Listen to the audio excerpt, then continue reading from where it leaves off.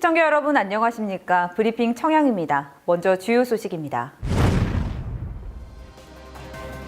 청양군이 비봉 일반 산업단지에 입주를 희망하는 기업 6곳과 합동 양해각서를 체결했습니다. 이들은 주민 우선 채용과 지역 농산물 소비 등을 약속했습니다. 청양군이 코로나19 피해 회복을 위해 소상공인 등에게 충남형 긴급 재난지원금을 지급합니다. 업종별 최대 200만 원이 지원될 예정으로 신청 기간은 4월 8일까지입니다. 청양군 농식품 가공 창업 아카데미 3기 교육이 7월까지 운영됩니다. 수료생들에게는 농산물 종합가공센터에서 가공제품 생산에 참여할 수 있는 기회가 제공됩니다. 4월부터 만 6세에서 18세 이하 어린이와 청소년은 농어촌 버스를 무료로 이용할 수 있습니다. 청양군이 충남형 알뜰 교통카드 1,900여 개를 배부합니다. 청양 지역 최초의 일반 산업단지 개발이 본격 추진됩니다. 청양군이 산업단지 입주를 희망하는 기업들과 최근 양해각서를 체결했는데요.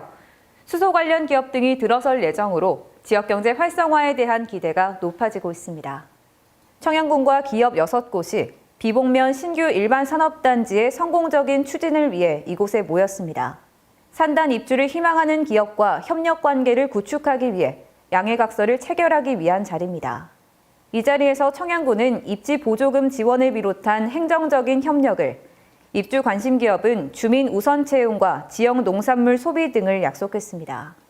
청양 일반산업단지 조성 사업은 지난해 12월 민간 시행사를 선정하고 산업단지 지정계획 반영 등 각종 행정 절차가 속도감 있게 진행되고 있습니다. 오늘 양해각서를 체결한 기업은 모두 서울의 마곡 R&D 산업단지에 소재한 회사로서 탄소 중립, 친환경 산업단지를 지향하는 방향에 맞게 기술력과 성장성이 뛰어나고 환경 위해 요인이 없는 검증된 업체들입니다. 오늘 6개사와 합동 양해각서를 체결함으로써 앞으로 기업 유치도 탄력을 받을 것으로 기대하고 있습니다. 청양군은 산단 내에 친환경 수소 특화단지 조성을 추진하고 있습니다. 6개 기업 가운데 2곳이 수소 연료전지 등 수소 관련 제품을 주력으로 생산하고 있는 만큼 비봉산단을 수소 특화단지로 만들겠다는 방침입니다. 수소의 경우 공해를 유발하지 않고 탄소 중립과 에너지 대변환 시대에 적합해 성장 가능성이 크다는 게 청양군의 설명입니다. 민간 개발 방식으로 추진되는 청양 비봉 일반산단은 73만 제곱미터 규모로 오는 2025년 준공을 목표로 하고 있습니다. 청양군이 소상공인과 취약계층의 코로나19 피해 회복을 위해 충남도와 함께 긴급 재난지원금을 지급합니다.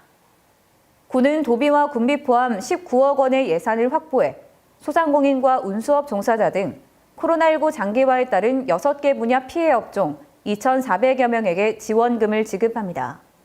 세부적으로 보면 집합 금지 업종에는 200만 원씩, 운수업 종사자와 대리기사 등 4개 분야에는 60만 원씩 지원되고 방역수칙을 준수한 종교시설에는 100만 원이 지원됩니다.